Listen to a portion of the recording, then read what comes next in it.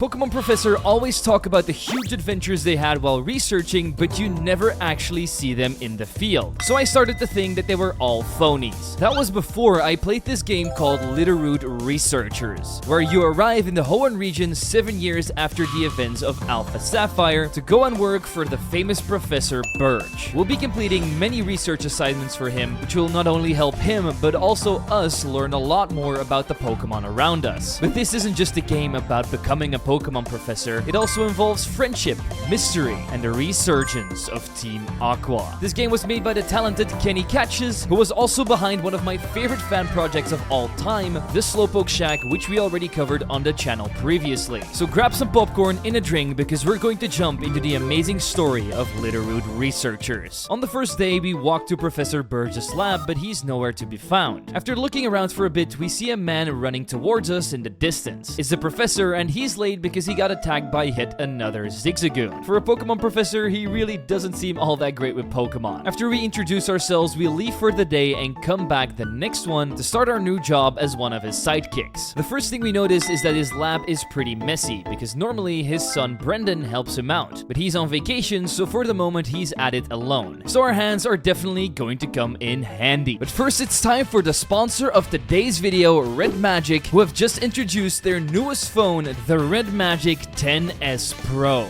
And just like always, Red Magic puts gamers on the front row with their amazing game center that can be turned on by a flick of a switch. With it, you'll be able to customize your gaming experience any way you like by, for example, allocating your GPU resources according to your game's performance, which will allow your phone to run it as smooth as possible, which is going to look amazing in their 6.85-inch full screen and graphics that will blow you out of the water. And just like always, I really love the camera on the Red Magic 10S Pro. This time, I decided to use it to take tons of pictures of my awesome Pokemon collection. Yes, my cat Joey might have been in a couple of them as well, but that just added so much personality to these beautiful pictures. You can also use your phone as a controller by streaming it to bigger screens, so you can have even more of an edge on your opponents. Customization is also something we can talk about for hours, with their incredible amount of wallpapers that you can match with all of your icons, because those can also be changed in color and shape. Besides this, it also has beautiful LED lights around the phone, which you can also change the color of, so you can have that authentic gamer PC experience in your hands. The Red Magic 10S Pro has so many other features that we haven't even talked about yet, so if you want to get it for yourself or learn more about it, you can click the links down below. A huge thank you to Red Magic for sponsoring today's video, and let's get right back into it. First things first, we get the starter Pokemon selection, which has the regular 3 Hoenn starters as well as Swablu and Electrike, which have both been buffed. Not that I care about any of that, because I'm taking my cute little Mudfish. Like always, every single Pokemon I capture will be named after the wonderful membership and Patreon supporters, so if being part of a video yourself sounds interesting, you can always sign up below. Anyway, after this, we get brought upstairs to the living quarters, where we'll be staying for the remainder of our days. We even get our own bed that Birch tested himself. But don't worry, he washed the sheets. Otherwise, this would be getting pretty weird. But it's not time for us to sleep yet, so let's check out the rest of the town. First, we meet the mother of the champion, May, which was pretty cool, but unfortunately, she doesn't seem to be around town much. And after this, we head over to Route 1 to help the professor because he's yet again being attacked by a Poochyena. Once he's been freed, the professor ends up giving me my very first research task. Capture a Wurmple and a Zigzagoon, which were easily spotted by me because some of the wild Pokemon here just roam in the overworld, which always adds a ton of flair to any Pokemon project. But don't worry, we still have random encounters as well. It's not like they have been totally replaced. Once I reported back to Professor Birch, he sees that we have a lot of potential, but our conversation is cut short because a second research assistant has just arrived. His name is Trevor, and he'll be working in the same position as I am. So if you compare it to mainline Pokemon games, I guess you could compare him as my rival. He really loves reading books and would love to become a Pokemon professor just like Birch when he grows up. However, Birch wants us to understand each other a little bit more, so we head over to the lab for a quick Pokemon battle. And while he may only have an Abra right now, this thing doesn't just know teleport. It hits pretty hard with its confusions and nearly takes out Nate. But because it put me below 1/3 of my HP, my Torrent ability kicked in, so we could end up winning with our second water gun. But just as our battle is over, we hear some knocking on the door. And when she does eventually enter, we see that it's the third and final research assistant, Ava. She's not only from Sinnoh, but also incredibly shy, and gets very overwhelmed after Trevor asks asks her a bunch of questions. So the professor tells him to tone it down a bit. Once we all get introduced to each other, we head upstairs because it's very late and time to end of our very first day, which rolls us into the very first chapter out of 6 lovely Lotads. When we head downstairs, Birch only thinks it's natural that we battle Ava now, but she's incredibly shy and says that she's really not all that good at Pokemon battling. So we'll be going easy on her by sending out Zigzagoon first and taking out her Starly with a few tackles. Her second Pokemon and ace is a Buneri, which isn't a great matchup for my Mudkip as it gets washed away by a few water guns. And while the professor may be very happy with our battle, Ava states that this was way too one-sided and doesn't enjoy losing all that much. But that's part of the entire experience, so she's going to have to learn to live with it. Trevor then comes down and the professor gives us our starting gear, some great balls, a Pokedex, and a town map. And after he tells us to all meet up on Route 3. So I make my way over there by defeating youngster Jake, which allowed us to get our very first evolution, Wurmple, into Silcoon. Speaking of Silcoon, once we arrive at the meetup spot, Professor Birds goes on to refer that Route 103 is also called the home of the Beautiflies, as they fly around here in great quantities. But when it's nighttime, they all go away and get replaced with Dustox. Once we're done learning everything about the flowers and Beautiflies, Birch decides to give us our next task. He really loves to feed wild Pokemon, which can create a very strong bond. But in order to do that, he needs Pokeblocks, which you can buy from a lady that lives on Route 2. So without hesitation, we head on out because we want to feed some cute Pokemon of our own. But there was just one problem.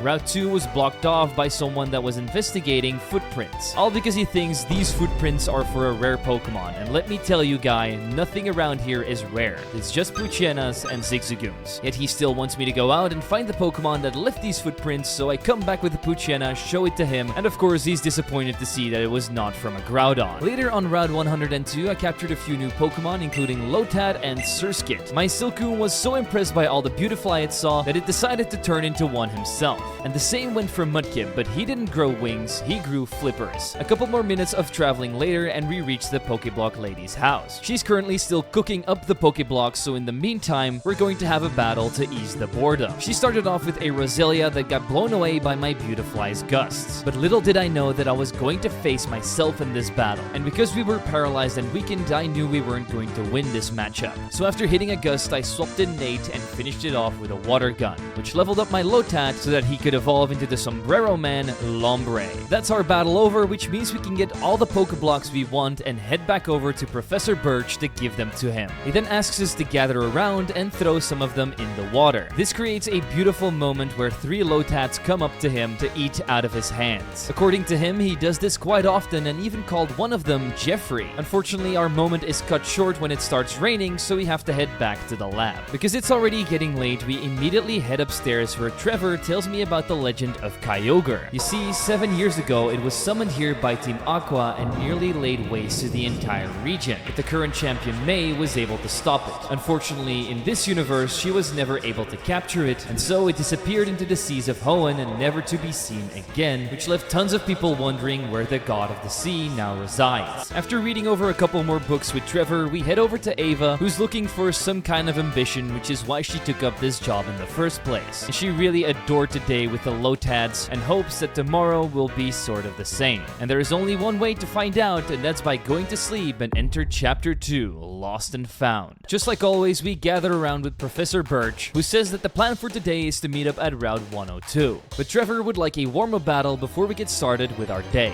And who am I to deny him yet another loss? I start off with my Zigzagoon against his Nuzleaf, but we get tormented from the start, which means we can't use the same move twice in a row. So I use tackles and headbutts to ram the Nuzleaf's Cocoa Nuts. Next on out is Wingull, and while we do some decent damage with yet another tackle and headbutt, I do have to swap out into Poochyena, who uses his sharp fangs to eat this bird up raw. Last up is Kadabra, and this thing doesn't have anything that can hit dark types, so with one more bite, Trevor's team got raw dogged. But he wasn't the only one. We also destroyed Jake yet again, who tried to stand in my way. Then back on Route 102, me and the squad are ganging up on our Ralts.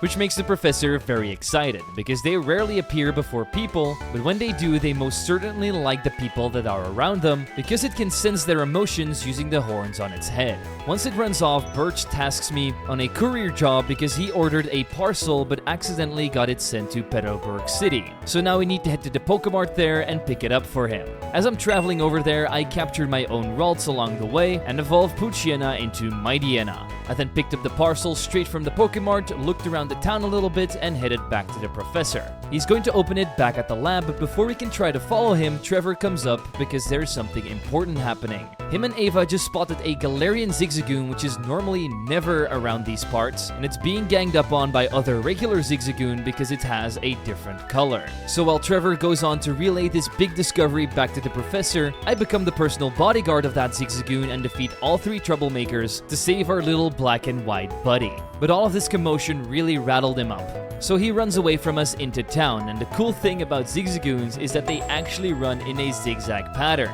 That might make them a little bit slower, but it's still able to get away from me by hiding in certain spots and eventually even runs into the Wally family's house. They were having dinner with Norman and are all pretty shocked to see a Galarian Zigzagoon here. Me and Ava try to explain the situation and Wally immediately goes over to it to try and capture it. However, in that same moment, a lady walks into the house and says that this is her Galarian Zigzagoon. She's actually a tourist from the Galar region and this Zigzagoon escaped from her Pokeball. So with that entire misunderstanding cleared up, the lady can safely leave with her Pokemon, but our big discovery turned out to be a fluke. Norman then asks us if we're the new researchers of Professor Birch, to which we answer yes. That's when we learn that he's actually his neighbor and also the father of May the Champion. But he has errands to run, so no time for chit-chat. Wally, however, remembers a time he started his Pokemon journey, where May even helped him capture his starter Pokemon, Ralts. And he knows that Pokemon journeys are filled with battles, so he decides to help out a starting trainer like me by giving me the leftovers. After thanking him, we head back outside, where the squad and I roll out to Petalburg Woods. On our round, we passed by a beach where I captured one of my favorite Generation 3 Pokemon, Corphish. Then we make our way to the forest, but just before we enter, Ava wants to show off our new Beautifly in battle. And all of these battles are basically just a free infinite money glitch for me at this point, because the flying bug stands no chance as my Zigzagoon uses 3 headbutts in a row to knock it down. The next two Pokemon, Staravia and Baneri, make a nice dinner for Mightyena as he eats both of them up with bites. All of this experience made my Zigzagoon evolve into Linoon. We then head inside of the woods together, where Birch immediately pulls a PC out of his pocket. Don't know how that's even possible, but it's going to come in handy for sure because we need to capture a Slackoth and Shroomish so we can learn more about them. So we waste no time and head straight into the forest. After searching for a bit, me and Trevor decide to chill out on the bench together, where he confesses to me that he really loves learning. And every single day here, he has learned something new about Pokemon, which makes him want to become a Pokemon professor even more. He would also love to explore different regions, meet new people, and learn everything there is to learn about the Pokemon world. But that's enough nerding out from him, it's time for us to complete our tasks. By grabbing the Slackoth and Shroomish at the back of the forest, followed up by a backtrack to the professor to give them to him.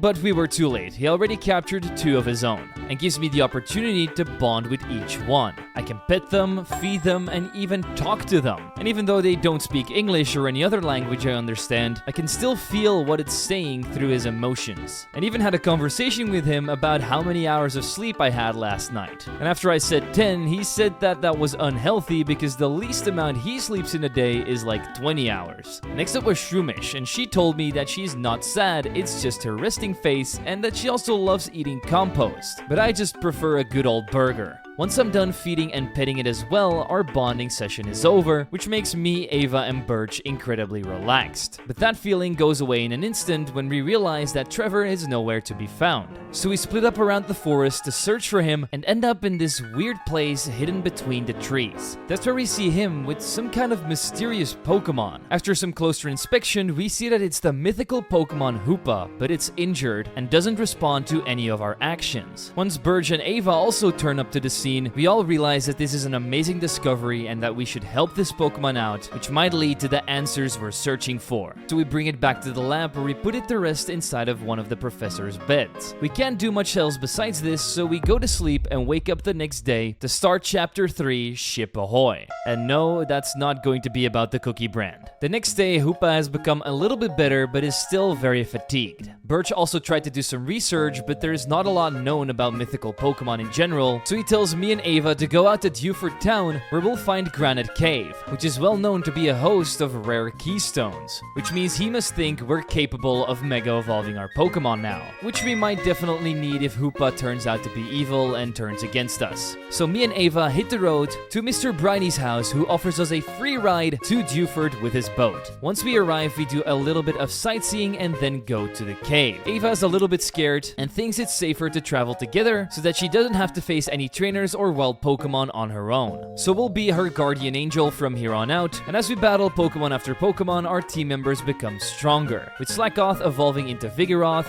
Ralts into Curlia, and lastly Shroomish into Breloom. We then see some light at the end of the tunnel, and end up running into a giant wall carving of Kyogre with a mysterious man standing in front of it. We introduce ourselves as the professor's assistants, and quickly learn that his name is Steven Stone, and he is in fact also interested in very rare stones, which is why he travels here quite often in the first place. So we ask if he's maybe seen some Keystones around here, and we're in luck because he has one for each of us, and even an extra that we can bring back for Trevor. We appreciate his gesture and then part ways with this awesome man. But Ava also seems to be pretty interested in the mural. She remembers that as a kid, the skies once turned black, with storms raging everywhere and chaos spreading across the world. She was terrified of Kyogre, so in a way she's kind of happy that it's not around. But this also makes her even more interested in Hoopa and hopes that we can find some answers about what happened to it soon. I hope so too, but we're not going to find answers by staying in this cave, so let's head back outside. But Ava doesn't want to go back to the lab yet and instead enjoys a very nice sunset with me on the beach, where we have a nice talk about how much she enjoys being in Hoenn. The entire region is really starting to change her, because she used to be very uncertain about everything, but now she's a lot more confident. So confident even that she wants to challenge me to yet another battle. So let's see how much she has improved since last time. Her Beautifly is up first, but gets slashed down by my Vigoroth. Lopunny gets defeated by a single Force Palm from Breloom. Vigoroth really wants to become the ace of the team as it takes out yet another team member with slashes, this time Staravia, and last but not least was her newly acquired Mawile, who couldn't handle being splashed by some mud from Marshtomp. Speaking of Marshtomp, he ended up evolving into Swampert after the battle, and Corphish also turned into Groudon. And just like that, we have acquired some of the best looking water types in the entire region. Me and Ava then sail back to the lab, where we relay everything to the other two about our journey and learn more about Hoopa's condition. But first off, we get informed that Steven used to be the champion of Hoenn. It's just a shame we didn't know about that, otherwise I would have asked him to sign my Keystone. Hoopa's still resting up quite a bit and hasn't woken up yet, so once we hand over all the Keystones, we all decide to go to bed, which triggers the next chapter, Amnesia. In the morning, we get waken up in a rush by Trevor, who screams at us to go downstairs. When we get down, it seems to be obvious. Hoopa is down and we start to think somebody kidnapped it.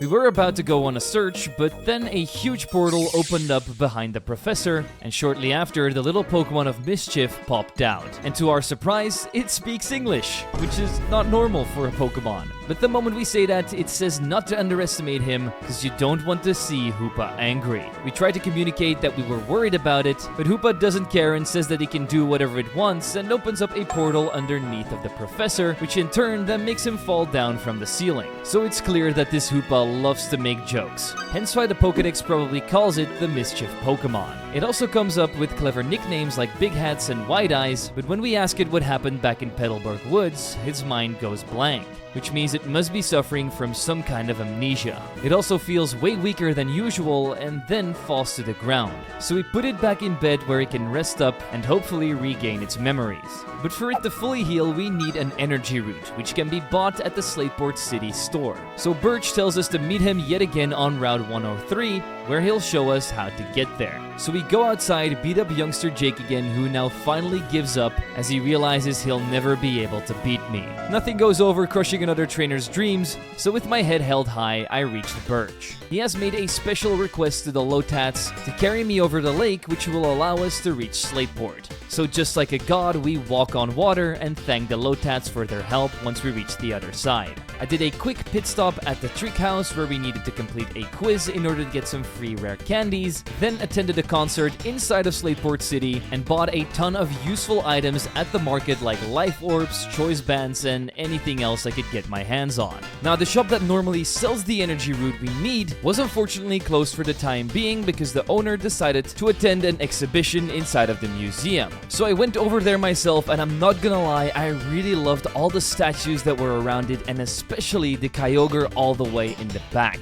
Inside of the exhibition, you learn more about Kyogre and how it can control the seas, but because we're researchers, we already know all that pizzazz. Once the expedition is over, however, a weird captain walks up to me and introduces himself as Boss. He seems very familiar to me, like maybe I've seen him on TV or in like an evil team, but I just can't put my finger on who it could be. But we do get one clue: he's trying to bring the ocean god back. A weird thing to tell a child, but hey, we're just going to move on from this and tell the vendor lady to go back to her stand so we can get that energy root. Once it's been acquired, we take the Lotat taxi back to the professor and bring it back to the lab to make it into some herbal medicine for Hoopa. Because of all the dedication we showed, the professor also decides to give us our very own Mega Rings as well as the stones to Mega Evolve our starter Pokemon. And because we don't want these to go to waste, we immediately test them out against our two rivals. First up is Trevor and his new Mega Alakazam with a through-the-roof special attack stat somehow only knew Psycho Cut, a physical move, so it ended up getting destroyed by my Vigoroth's slashes. Next up was Pelipper, who got buried under a Rock-a-Lanche from my Swampert, but I forgot to give him the Mega Stone, but don't worry, he'll be on steroids for the next fight. His final two Pokemon, Nuzleaf and Vigoroth, both got punched in the face by my Breloom, and with the experience share on, we had another huge evolution after the battle, with Curlia turning into Gardevoir. And I wish I tested it out in this upcoming battle with Ava, but it ended up being a full-on sweep with my buffed up Swampert, as I kept on spamming Rock Slides and Mud Shots to take down Beautifly, Megalopunny, Mawile, and also Staravia. During our battles, the professor gave the medicine to Hoopa, and while he thought that it could take a while for it to wake up, seconds later it's already opening portals left, right, and center, which means it's definitely feeling better from last time. But it still doesn't remember anything, but it's still very grateful that we decided to help it out. So grateful in fact that it drops the professor from the ceiling yet again. However, it also asks what we're specifically researching, to which the professor answers Pokemon habitats specifically. And Hoopa finds this very intriguing because it's found a very big remote mystery island that no one's ever found before with very rare Pokemon. And it wants to show it to us, but only on one condition: if we can keep it a secret. We agree to that condition and enter the portal to Small Island, which is the name Hoopa gave it. I know, not very original, and the professor also points this out, but we shouldn't mess with Hoopa too much because otherwise it might just send us to space next time it opens up a portal.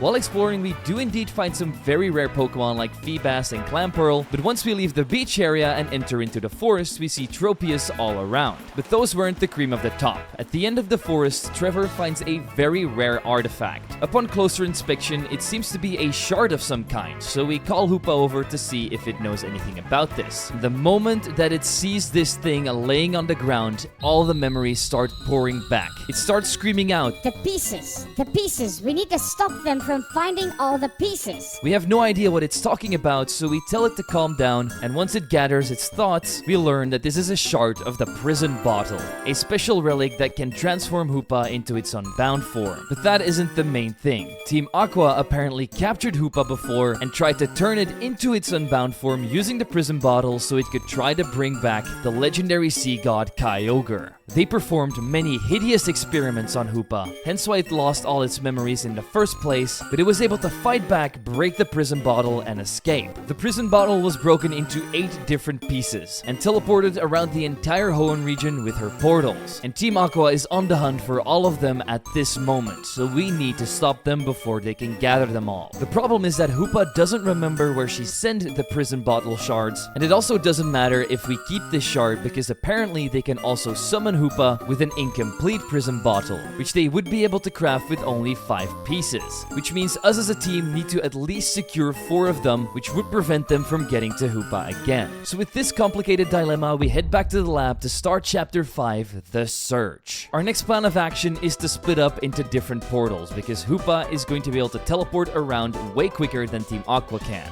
And so Hoopa decides to send Professor Birch to Moss Deep and Sutupolis. Ava is pretty new around the Hoenn region, so she'll be checking out Oldale Town as well as Littleroot. Trevor gets sent to Rustboro and Verdant Turf, and for now I'll be sent to Route 104 and Petalburg Woods. So without any more slacking about, we jump into those portals and start searching our places. I ended up finding my shard in the middle of the forest, and somebody thought I put this here as litter. So he politely asked me to pick it up and put it in the trash. But before I could do so, a zigzagoon came out of nowhere and started running away with the shard. So I chased it around the area, beat it up eventually, and brought my piece back to the lab. The rest of our crew was not successful at all, so we'll be spreading out again over different areas. This time we'll be going to Granite Cave. But once we arrive there, we see some Team Aqua grunts who've already searched out the entire cave. This is really bad news because they might already have more shards than we have, but at least we have this information, so we go and bring that back to Hoopa. She is shocked that they only need 2 more pieces, which means we need to pick up the pace. So while it may be risky, Hoopa is also going to join our search. And our next destination is going to be Sleepboard Beach. But we'll have to break into the Soda Pop Shack because that's where the piece is supposed to be, according to Hoopa. So we go at night while the store is closed, and searched around the beach for a key, which we didn't end up finding. However, there was a little girl that wanted to give me some lockpicks, so we'll take those instead. Turns out we were just on time because Team Aqua broke in from the back window and stole the missing shard piece from a display case. But what they did not expect was a little kid that would stop them in their tracks at the entrance, which ended up being quite easy with my Swampert and newly evolved Slacking. But even though we won the battle, they still just ran past us with the piece, which leaves us empty-handed and they one step closer to their goal. But there is some good news. Once we get to the lab, our boys have also found 1 more missing piece. But we can't risk getting those 2 pieces after them, so we ask Hoopa if they know where their hideout is, so we can try to infiltrate it and ruin their plans. However, due to all of the experiments and brainwashing, Hoopa does not remember, so we have no choice but to move out and try our best to help Hoopa. And once we step into that portal, we start the last chapter on Bound. Me and Ava then end up in Lilycove City, which turns out to be the perfect place for a Team Aqua hideout because the entire city is filled with grunts that are not only blocking off houses but also threatening businesses. So after mustering up some courage, we run right into the cage of the tiger. And our first interaction with Team Aqua members doesn't go as planned. They're trying to block off some kind of sea entrance, which is already suspicious, but what was even more impressive was Ava standing up to them, which is something she would have never done at the start of her journey. It's super nice to see how much our friend has grown, and this is also a perfect moment to team up with her against these 2 bullies to show them what we're really made of. Once our bond of friendship defeats them, they run off like scared cats to their hideout. So we end up following them, and just when we're about to enter, Trevor shows up. He knows that Mount Pyre is the location of the last remaining piece because an old couple ended up finding it there, and Team Aqua grunts are already on their way. So me and Ava go back to the lab to teleport back to Mount Pyre, while Trevor is going to stay here to infiltrate their hideout in case they end up capturing Hoopa. That might not be the best idea because Trevor is definitely not as strong as us 2 together, but we also can't just send him to Mount Pyre alone. So this is our only option. So we teleport to Mount Pyre where we see a giant sleeping camera, but that's not why we're here. We need to defeat these grunts as fast as possible before they get their hands on the last piece. When we get to the top, they've already surrounded the old couple and are forcing them to give it to them by using physical violence, which is something you should never do. So we arrived just in time before this could have gotten bad. Ava once again steps up, putting them in their place, saying that they're horrible people, but Team Aqua doesn't seem to care about any of this and goes straight into battle mode. But we always cover our friends' backs. So with the combined power of my Gardevoir and her Megalopony, we create the ultimate gooning duo and crush all of our opposing Pokemon. Team Aqua says that it doesn't matter because there's 3 other pieces somewhere out there in the world, so they leave the scene, we explain everything to the old couple and get the piece for ourselves. I'm just glad Team Aqua didn't know that the other 3 pieces are the ones we have. But we are still incredibly excited to go to the lab and tell Professor Birch the good news. However, there is some bad news. Trevor is still in the Team Aqua base, and we haven't heard anything from him since. So while Ava already jumps into the portal, we have other problems to worry about because Team Aqua is right in front of our door and barges in. They knew we had all of the remaining pieces all along and were just waiting for the right time to strike. They've also managed to capture Trevor down at their base, and he also spilled all of our secrets. Yeah, that kid is definitely not made to be a Pokemon trainer.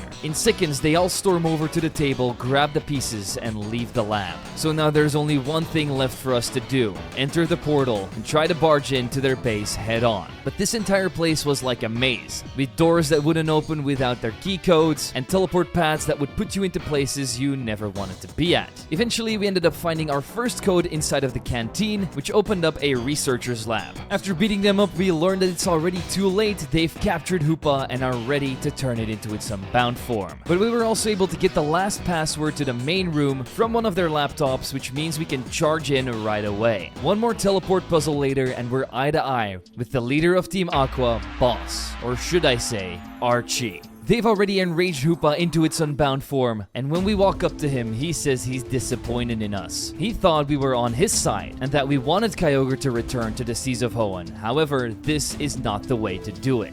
And while he makes some very interesting points, like what would happen to the Hoenn ecosystem if Kyogre never returns, or what would we do if there was a terrible drought, but I don't care what his reasoning is, experimenting on another Pokemon and hurting it to try and achieve your own goals is never a good moral thing to do. He realizes that there's no changing our minds, so he lets Hoopa deal with us. However, this thing is enraged, pretty mad, and has lost its mind. Oh, and it's level 100. So yes, we did in fact get obliterated, so our plan of stopping Team Aqua has failed. The boss orders Hoopa to bring Kyogre back, and just when it's about to, we hear our friends screaming behind us as they throw out their Lopunny and Alakazam to ambush Hoopa, which saves us some time to come up with another plan. The boss says that we're all researchers here, and doesn't seem to understand that what we're doing is very different from what they are doing. But it doesn't really matter to him. He still thinks we can't stand up to Hoopa Unbound. However, that's where he's wrong, because we're smart, and Trevor orders his Alakazam to put a Pokéblock into Hoopa's mouth, because this always calms it down. And while it may not return to its original form, it's definitely snapped out of that enraged mode it was just in. So we try to walk up to it to calm it down fully by defeating it in a Pokemon battle, but we're going to need to go through the boss first if we want to do that. So let's do this. He starts off with a Mega Sharpedo, which is not a great matchup for my Crawdon, so I swap out into Breloom and hit a Mach Punch before dying to Ice Fang. Then I use my Slacking Slash to deliver the killing blow, which forces him out into Frostlass. I thought Crawdon was going to be the perfect matchup here, but he ended up getting taken out by 2 Wake Up Slaps. This made me pretty pissed, so let's bring out the big guns, Swampert. 2 Rock Slides later, and the Frosty Ghost is no longer on the field. Next out is Gyarados, and because of its Intimidate ability, our Rock Slides don't do enough damage anymore, and while we do bring it down into red health, we eventually lose to a Hurricane. Slacking, despite its size, is pretty fast, so we can use Slash to take it down, but because I don't want him to die on the next turn due to his Truant ability, I swap out into Beautifly once we see a giant Wailord on the other side. It uses its signature move Water Spout to drown me out, and while I am able to hit another Slash with Slacking, it wasn't enough, and yet another Water Spout washes me away. This leaves us with just one Pokemon, Gardevoir. We can use Psychic to throw Wailord off the field, but our last matchup against his Dusknoir is a very heavy one. The odds are definitely not in our favor, but I still click Psychic, which did just do over half of its health. But if it clicks a Ghost-type move here, we're done. But I think he might have had the wrong idea, because while he did use a Ghost-type move, it was Curse, which ended up just taking himself out, which proves that scientists like us are just way smarter than evil crooks. With the boss finally defeated, Trevor orders his Alakazam to throw the boss away with a Psychic, which gives us free reign to challenge and calm down Hoopa. But I can't do this alone, and because Ava has helped me out so much, I ask for her help, while Trevor keeps the other Team Aqua members at bay. So without any further ado, let's calm down our friend. It might have gone down in level from 100 to 75, but it still one-shots basically anything on our side. But it can only take out one Pokemon at a time. So first Lopunny hits it with a Dizzy Punch while my Crawdon bites the dust. Then on the next turn, a Lopunny goes down and my Mega Swampert hits an Earthquake. And with the last turn, it takes down Beautifly, which means we need to hit one more Muddy Water, which ends up extinguishing Hoopa's anger. Hoopa then falls to the ground, turning back into its tiny form, and we all surround it with love and concern. Unfortunately, it went unconscious again, so we take it back home where it can rest up. And the next day, Professor Birch calls us all together to say thank you for all of our amazing efforts. He's super proud of his little researchers team and is also very glad that everything ended well. And Hoopa has also recovered too. She's also incredibly grateful for our help, but of course in her own way with a little bit of messing about here and there. But she also really wants to repay us, so Trevor has the amazing idea for Hoopa to become a scientist herself. That way she can help us with our research by just making portals so we can travel to places quicker. But she has one condition: we cannot inject her with any weird sciencey stuff.